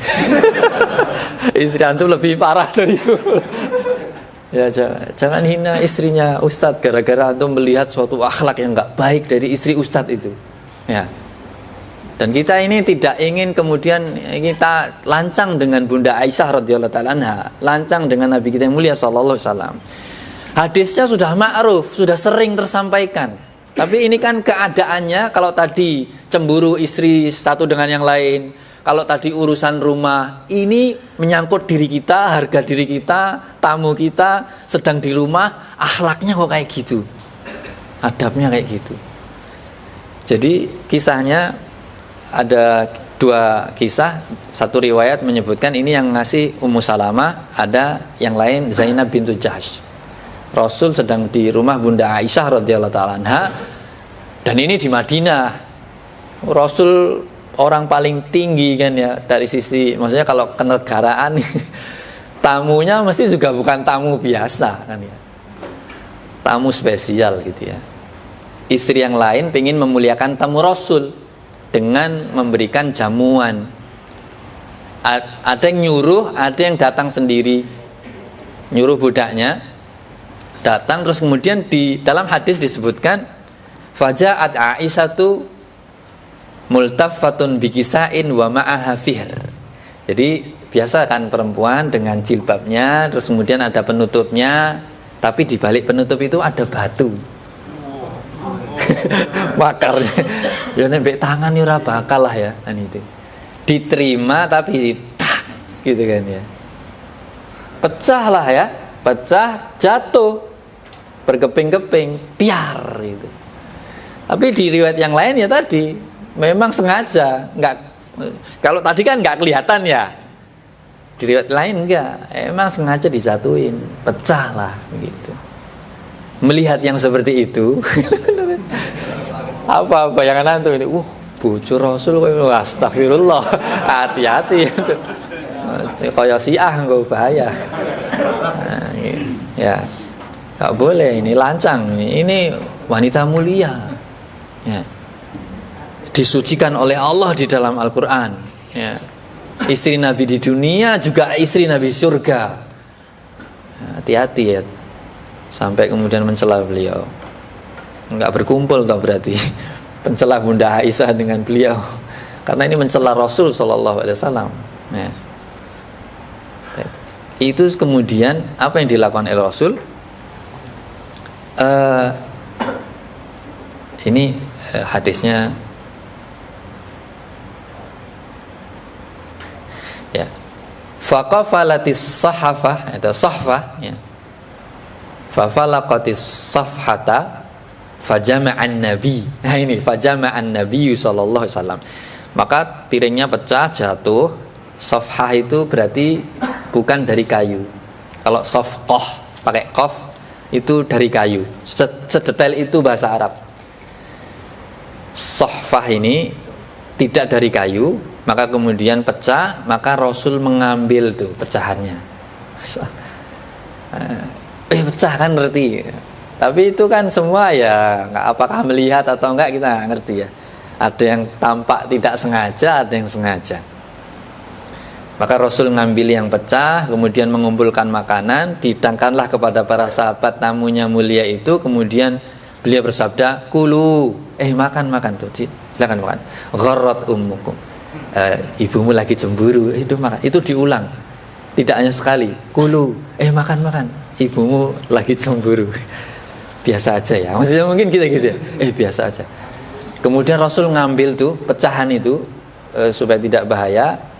Terus kemudian budak yang mengantar tadi ditahan. Sebentar jangan pergi. Sedetail itu. Sebentar jangan pergi. Rasul ngambil piringnya yang di rumah itu. Ini berikan ke Ummu Salamah piringnya. Terus kemudian yang pecah yang itu dikumpulkan, diberikan kepada Aisyah. Cuman begitu aja. Enggak marah, enggak mencela, enggak, para sahabat juga enggak, wih ngeri, ada apa ini? Antum kepo mesti, wah ini mesti ada apa? Enggak perlu gitu. Perang dingin sebagainya. Sebagaimana tadi disampaikan, cemburu itu tabiat wanita. Belum punya madu. Kalau di bahasa Arab namanya doroir itu yang memberikan madorot. Itu di kalimat kitab-kitab begitu disebutkan. Kalau kita kan masya Allah ya madu ya, asal manis, tapi terlalu manis bahaya. Marai gula, marai kering. Ya. Itu sampai seperti itunya. Sudah diambilkan, tidak emosi, adil, diganti, nggak terburu-buru, tenang, masya Allah, luar biasa. Jadi melihat kecemburuan istri, melihat sikap yang tidak benar, itu laki-laki jangan tergesa-gesa. itu memang tabiat wanita. Antum tenang aja. Masalah selesai kalau antum tenang. Tapi kalau antum ikut emosi, setan memberikan was-was, habis itu. Antum ngomong dikit aja, langsung nyerang. Padahal memang salah loh. Tapi karena omongan kita nggak bener, karena tadi tergesa-gesa emosi yang keluar kalimat buruk juga, dia tetap nggak terima. Tapi kalau yang terus kemudian kita duduk, kita puji dulu sebentar, habis itu kita pojokkan. Ya mungkin perlu begitu karena belum terbiasa kan. Puji dulu nggak apa-apa. Masya Allah antum antum lagi. Jangan lupakanlah kebaikan istri. Ya, kalaupun ada kesalahan-kesalahan, ingat istri kebaikannya dulu supaya nggak emosi. Paling mudah ya ingat anak-anak lah. Kalau antum masih punya rasa kasih sayang sama anak antum, kalau sedang berkelahi, nggak pantas ngomong berkelahi sama istri. Iki sing lanang sopo? Mosok wong lanang gelut karo wong wedok. Nek menang ya ora mulia, nek kalah apa meneh. Alhamdulillah balik di MMA Pak Tirta. Ya kan? Ya nggak pantas lah ya. Mosok marahin istri, mukulin istri, bertarung sama istri, enggak lah. Udah tahan tadi, tahan. Wah ingat wasiat Nabi. Nggak boleh benci, nggak boleh marah karena ini dari setan gitu ya. Kalau marah nanti nggak berkah. Ingat anak, kalau antum masih sayang sama anak, itu kemarahan sama istri hilang biasanya. Tapi kalau antum nggak ingat anak gitu ya, wah kasihan tuh anak, udah merugikan istri, merugikan anak, kita sendiri rugi gitu ya, rugi loh. Apalagi sedang punya bayi, kalau dicerai gitu ya. Berarti siapa yang mengkafili anak yang dikandung atau yang sudah lahir itu? Ya tetap antum lah. Ya mending tetap bersama ya daripada pisah. Tetap bersama aja. Supaya anak ini nggak goncang melihat bapak ibunya berpisah, nggak bertemu. Ini kan pendidikan. Ya terus berdoa, maksudnya semoga tidak dihadapkan dengan masalah-masalah yang sampai seperti itu ya. Baik. Ini ada riwayat yang lain tapi tidak perlu. Artinya tadi udah jelas ya. Masalahnya banyak kan ya. Nah ini terakhir, contoh dari istrinya juga sama Bunda Aisyah radhiyallahu taala anha. Tapi ini ceritanya macam-macam bersama yang lain kan. Tadi dengan siapa? Sofiyah bintu Huyai, ada Ummu Salamah, ada Zainab bintu Jahas. Sekarang bahkan sebelumnya tadi dengan Bunda Khadijah radhiyallahu taala anha, sekali lagi tidak menurunkan kemuliaan beliau radhiyallahu taala anha. Sekarang dengan istrinya yang paling tua, Saudah radhiyallahu taala anha. Ya kan? Ataitun Nabi sallallahu alaihi wasallam bi khaziratin qad tabakhtuha. Di dalam kitab ini ada. Aku datang ke Nabi, masak gitu ya. Berarti wallahu taala alam apakah ini di rumahnya Bunda Saudah radhiyallahu taala anha. Masak. Bunda Aisyah masak ternyata, Masya Allah. Kalimatnya ataitun Nabi ya bi khaziratin qad tabakhtuha, aku telah memasaknya lahu untuk Nabi sallallahu alaihi wasallam. Setelah masuk fakultu li Saudah wan Nabi, maka aku mengatakan kepada Saudah dan kepada Nabi, dan tentunya kepada Saudah itu kuli itu makanlah ya. Kul kalau laki-laki, kul kalau dengan perempuan kuli. Makanlah wahai Bunda Saudah. Fa'abad. Bunda Saudah tidak mau. Mungkin kan karena jaraknya jauh. Mungkin ya beliau ini nggak mau lah makanan anak-anak zaman sekarang ini. Ya, enggak lah, aku nggak biasa makan ini. Fa'abad gitu ya. Fakultu lata kulina.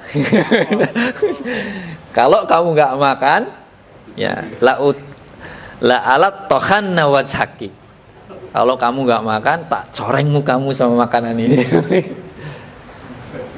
Maka tetap tidak mau, fa'abat. Bener tidak mau.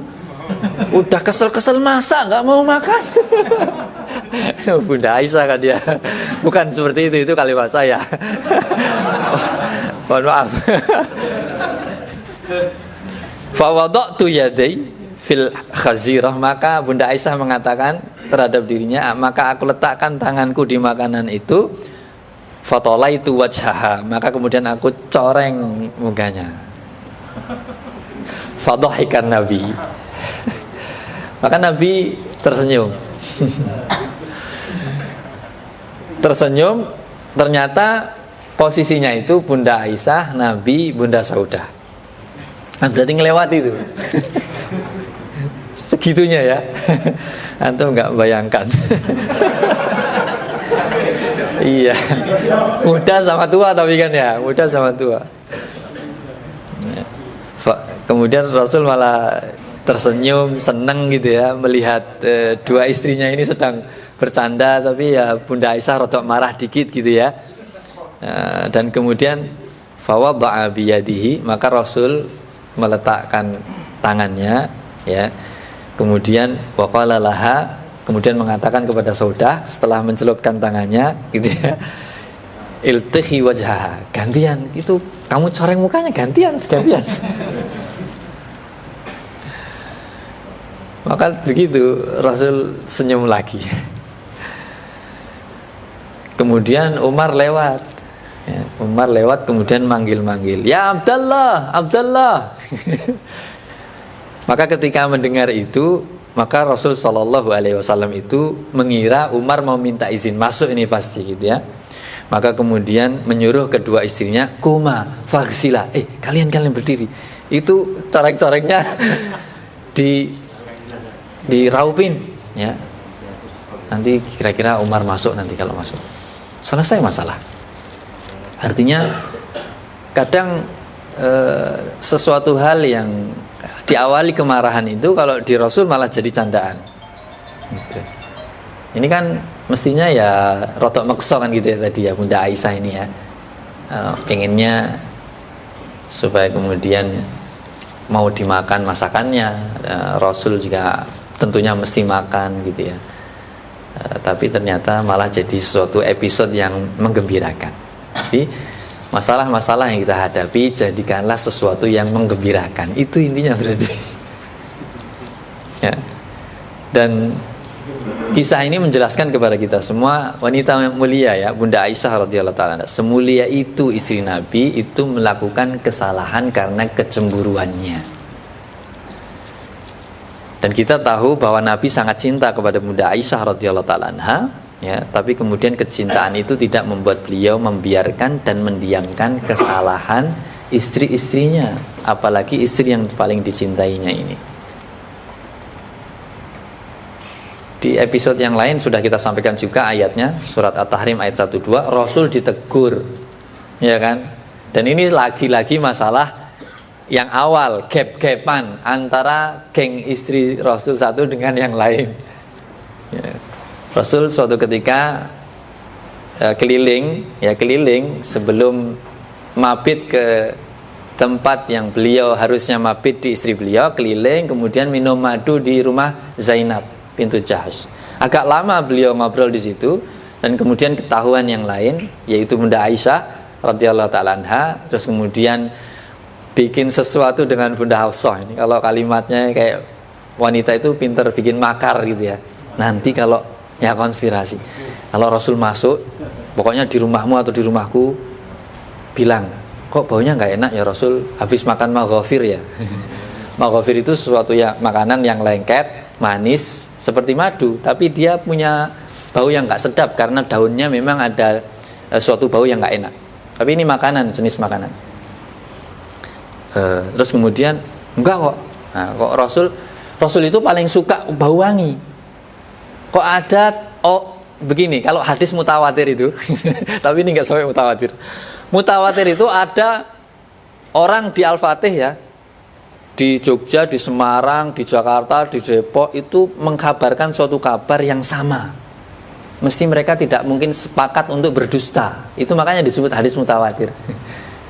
Sulit untuk mengatakan ini hadisnya lemah, enggak ini mutawatir. Tapi hadis itu kan kabar ya, yang kemudian tersebar.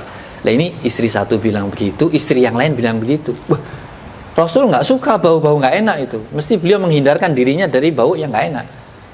Ya sudah, kalau begitu aku nggak mau minum madu lagi. Aku bersumpah kalian rahasiakan ini ya. Tapi ternyata rahasia itu terbuka. Malah marahlah Rasul, dan memang apa yang dihalalkan oleh Allah kok kemudian diharamkan itu diingatkan. Bahkan cara mengingatkan Rasul, Allah Subhanahu wa taala itu mengingatkan Rasul dengan sangat lembut, memanggil ya ayyuhan nabi. Enggak langsung kalau kita kan ini orang Arab ya Mustafa langsung dipanggil namanya kan ya. Nabi yang lain dalam Al-Quran juga dipanggil langsung namanya. Tapi kalau Nabi salah pun ditegur dengan ya ayyuhan nabi lima tuharrim. Kan, Masya Allah, wahai Nabi, wahai Nabiku, kenapa engkau mengharamkan apa yang sudah aku halalkan? Jadi sampai kemudian disuruh mengkafarati yaminnya, maksudnya itu dilanggar saja, nggak apa-apa, dikafarati. Ya, bersumpah untuk tidak minum madu itu dibatalkan. Itu menjadi pelajaran. Kalau tadi kan mungkin kisahnya kita ini nggak tahu apakah istri antum itu sebenarnya banyak kesalahan, antum ya serotok benci gitu ya. Tapi tetap maafkan gitu kan, jangan marah ya, nasihati dengan baik. Tapi ini antum itu sudah sangat cinta banget sampai tadi mengharamkan sesuatu yang halal. Ini bahaya, atau sebaliknya ya, jadi ini menjadi ujian dan fitnah ya. Makanya judul selanjutnya itu bahwa wanita itu menjadi fitnah ya bagi laki-laki ya. Ini atasnya, berarti kita kan ke atas, nanti sampai judul yang ke halaman 60 kan ya. Ini judul yang ke atas itu At-Tahdzir minal iftitan bin nisa. Hati-hati, awas terhadap fitnah wanita.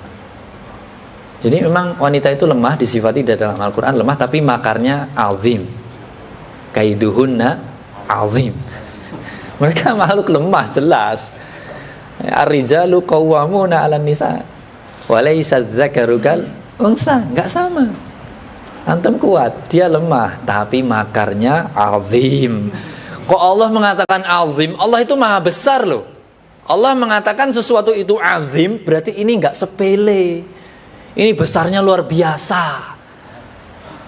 Ya memang kekuatan fisiknya lemah sekali, tapi makarnya azim.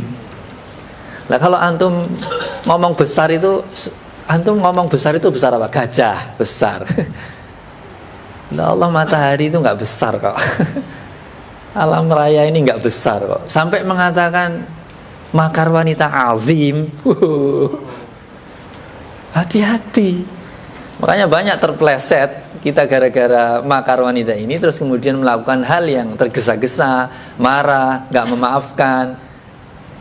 Ingat rambu-rambu syariat lah. Jangan benci, jangan marah, maafin aja, jangan dicela, ya kan? Adabnya kayak gitu, itu biasa. Tapi jangan dianggap biasa. Kalau salah, betulkan, luruskan, tapi jangan lempeng-lempeng. Nanti patah, ya. Karena mereka fitnah memang, ya kan?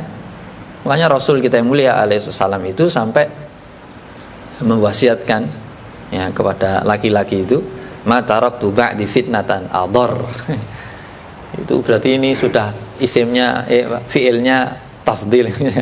Maksudnya aku tidak meninggalkan suatu fitnah yang lebih mengerikan ini, paling membahayakan kan gitu ya. Ya, atas laki-laki minan nisa, kecuali fitnah wanita. Ya. Apakah istrinya atau bahkan wanita lain. Makanya judul selanjutnya yang ke atas itu, memang wanita itu membuat kita terfitnah. Mereka keluar dihiasi oleh iblis dan bala tentaranya. Makanya kalau lihat mereka segera pulang. Besok pulang insyaallah. Iya, kecuali ada yang ngajak futsal. Ya kan? Jumat habis asar mini soccer, oke lah, ayo. Ya kan? Ngaji banyak segini. Makanya di hadis yang lain Rasul itu sampai bersabda, fattaqud dunya wattaqun nisa. Hati-hati kalian terhadap dunia, lebih spesifik lagi dari dunia itu, hati-hati atas fitnah wanita. Jadi dalam Al-Quran atau hadis, kalau menyebutkan sesuatu yang umum, dikeluarkan yang khusus, berarti yang khusus ini ngeri, harus diperhatikan, penting. Seperti kalau kita bicara tentang iman, iman itu cabangnya banyak. A'laha kalimat la ilaha illallah, adnaha imatatul adza anit thariq. Kemudian diambil satu itu, kan ini berarti sudah disebutkan tuh, yang paling atas, yang paling bawah, dikeluarkan satu, wal haya. Ini berarti sangat penting. Kalau nggak punya malu, nggak bisa mentauhidkan Allah, nggak bisa menyingkirkan gangguan di jalan. Ini penting ini. Kita kalau nggak, dunia kan fitnahnya banyak. Itu yang ngeri bagi kita, wanita. Maka banyak yang gagal. Ya, pokoknya kita jangan mensucikan diri kita. Fala tuzakku anfusakum. Wah, saya mah udah aman lah kalau wanita saya. Sekali-kali jangan coba. Ya, sekali-kali jangan coba mentazkiyah diri kita pribadi masing-masing terhadap ujian wanita. Loh, iblis itu sejak dulu zaman Nabi Adam sampai hari ini itu sudah tahu kelemahan kita, bahkan lengahnya kita. Makanya Masya Allah ya, ini ada kalimat yang nggak tahu dari mana ini, ada seorang guru yang bikin satu tulisan itu, wanita kalau nggak punya kesibukan maka dia disibukkan dengan perasaannya. Kalau laki-laki nggak punya kesibukan maka dia disibukkan dengan syahwatnya. Wah, ini parah, dua-duanya parah. Nah, kita mohon pertolongan kepada Allah, ya Allah, sibukkan kami dalam kebaikan. Ya.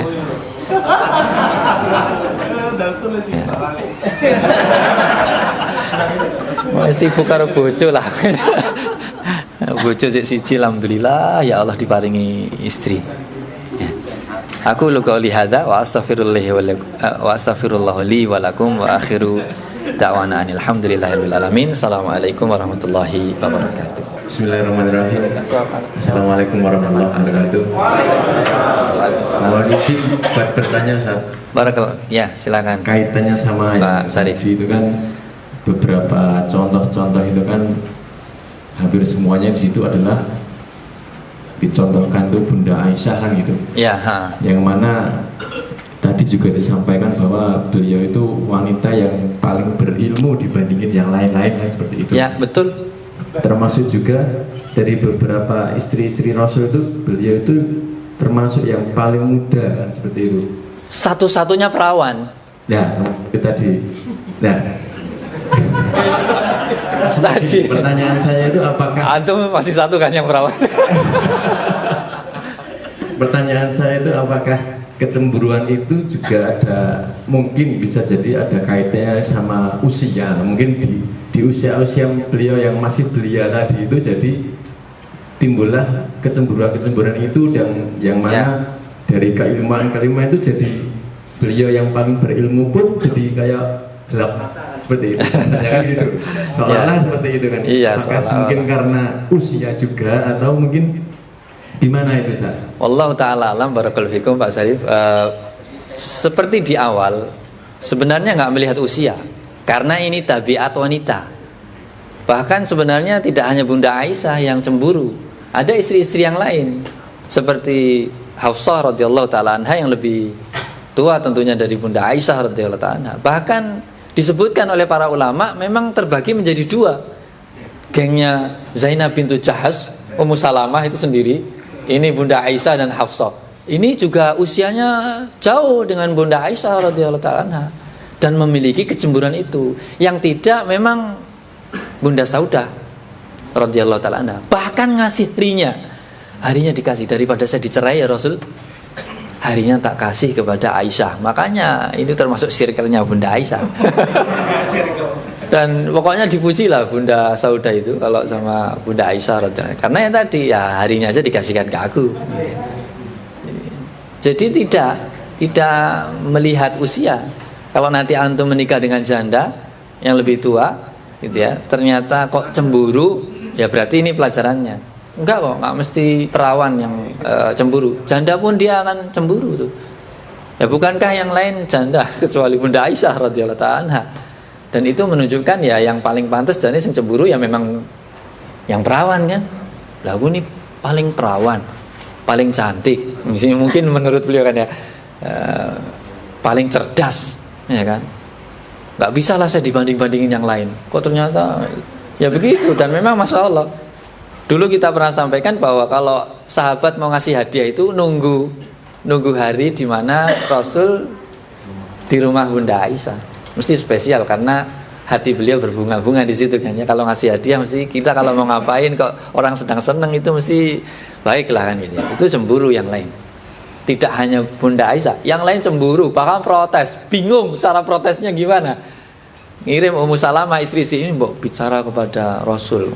Mesti kalau hadiah kok pas nunggu harinya Bunda Aisyah, mbok kita juga kebagian lah gitu. Rasul diem.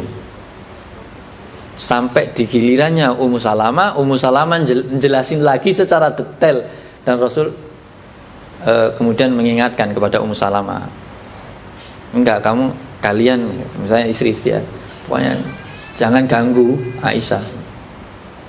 Apa yang memang terjadi ya udah, nggak perlu diulik-ulik lagi, itu bukan masalah.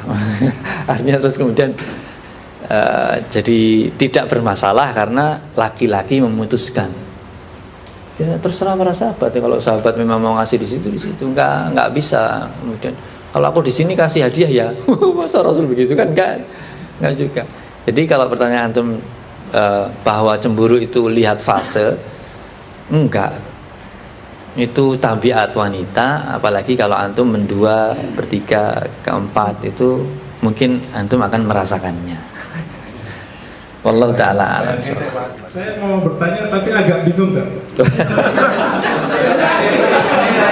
Pertanyaannya membingungkan. Seperti siapa dulu? Gimana Pak Mirza? Dari yang Ustadz jelaskan tadi itu, itu kan karakter kita setiap laki-laki itu kan pasti berbeda-beda ya. Ya jelas lah. Kayak mungkin Pak Iqbal emosional orangnya.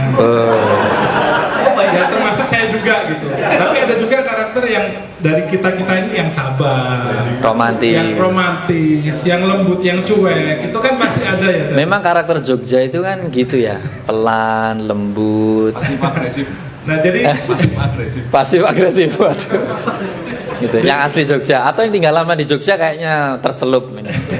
Ya. Jadi menyampaikan sikap dan psikologi itu kan nggak sama gitu, iya. Itu satu. Terus yang kedua, kayaknya pertanyaan antum ini juga pernah. Jawabannya adalah ketika seseorang itu Muslim mengaku pasrah kepada Allah Azza wa Jalla, apapun tabiat antum harus mengikuti Al-Quran, harus mengikut Rasul. Umar bin Khattab yang begitu hebatnya itu jadi bisa lembut gara-gara Al-Quran. Jadi kalau kita sebagai laki-laki itu kayaknya kayak nggak berlaku tuh kalau antum itu kok terus kemudian kita ini beda kan perasaannya begini terus kemudian ngikuti perasaan. Nggak bisa. Kita laki-laki nalar kita yang ke depan. Adapun sifat-sifat kita itu sangat mudah dirubah dengan nasihat Al-Quran dan nasihat Nabi. Tapi kalau perempuan, nah itu. Memang kayak istilahnya fitrahnya itu begitu tuh, nalarnya di belakang, perasaannya yang di depan, sehingga kemudian kayaknya sulit deh, bengkok, nggak bisa dilurusin. Kalau antum harus lurus, adil. Apapun alasan antum, saya ini kan nggak punya saudara saya semuanya perempuan, gitu. Saya dididik kayak perempuan lah gitu ya, sehingga enggak, antum laki-laki. Tapi saya tuh kagumnya gini loh, justru tadi ya, bahwa ketika ada kesalahan-kesalahan, ketika ada konflik, Masya Allah, Bunda Aisyah menceritakan itu. Loh iya.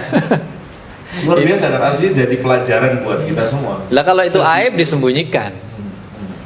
Kalau itu aib maka tidak turun abasa wa tawalla. Ya ayuhan nabi lima tuharim. Enggak akan turun ayat itu. Tapi ini memang menjadi pelajaran bagi semua umatnya. Makanya Rasul itu kebaikannya nggak cukup kalau cuma istrinya satu, supaya semuanya bisa berkisah. Karena kebaikannya terlalu banyak, kalau dirangkum untuk satu istri nggak cukup. Itu perlu terabyte atau lebih dari itu. Bismillahirrahmanirrahim. Assalamualaikum warahmatullahi wabarakatuh. Waalaikumsalam. Mau tanya terkait kecemburuan tadi itu, Ustaz. Kecemburuan. Karena ya qadarullah juga terjadi ke anak juga, maksudnya istri cemburu ke anak gitu. Ya.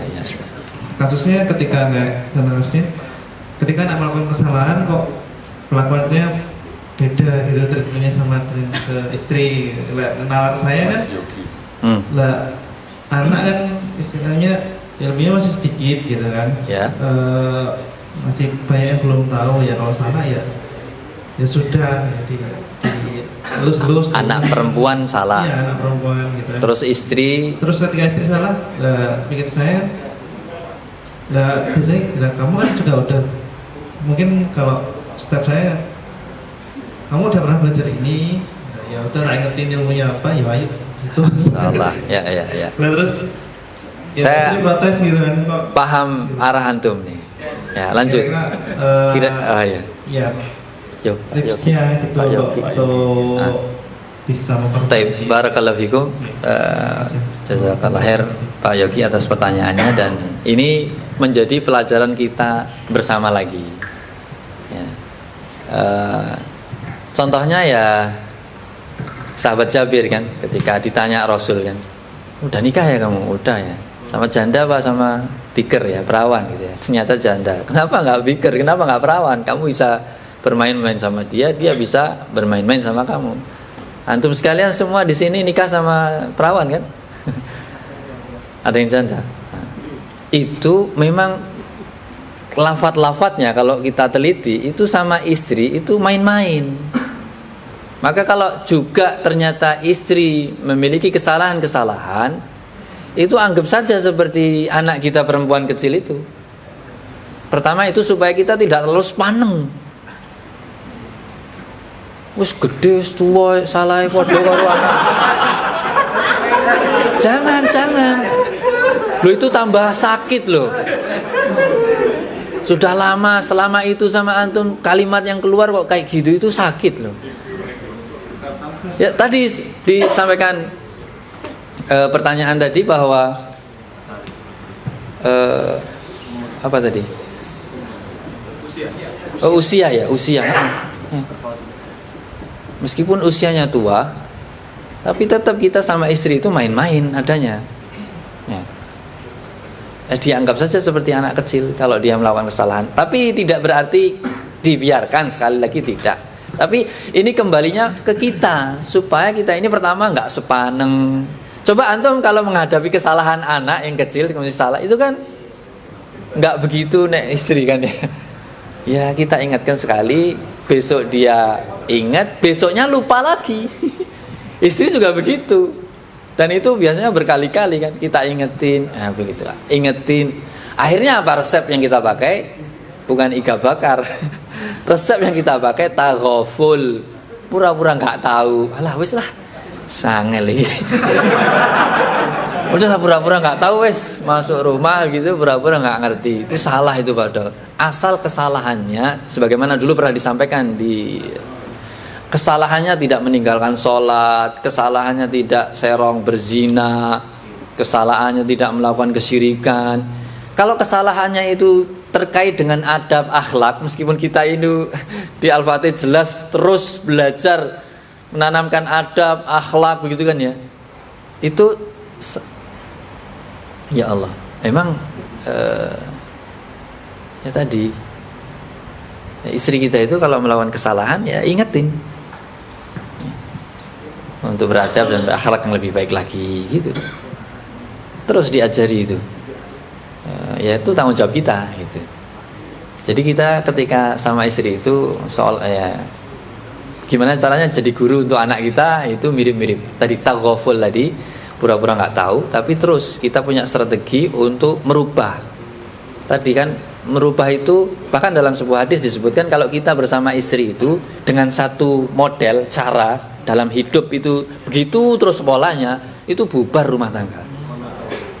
Antum itu jangan modelnya begitu terus mbok kreatif gitu. Monoton terus kan nggak enak ya. Monoton. Tonnya cuman itu aja. Ngebas saja. Oh nggak enak. Melengking aja. Miring aja. Nggak enak. Sekali-kali ngebas, sekali-kali miring, sekali-kali cempreng, sekali-kali stereo. Terus begitu. Jadi supaya kemudian kita ini nggak stres sendiri lah.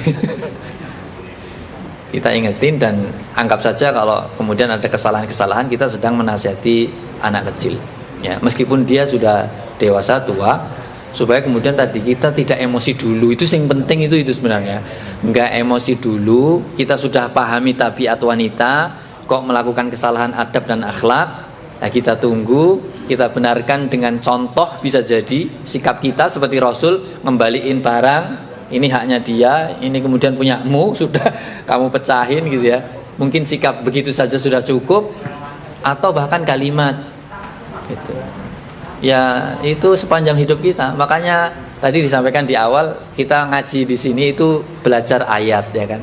Wa min ayatihi an khalaqalakum gitu ya. Istri kita itu kan ayat. Ayat itu kalau di Al-Qur'an kan kalau di Al-Quran dari awal sampai akhir begitu terus kan ayat.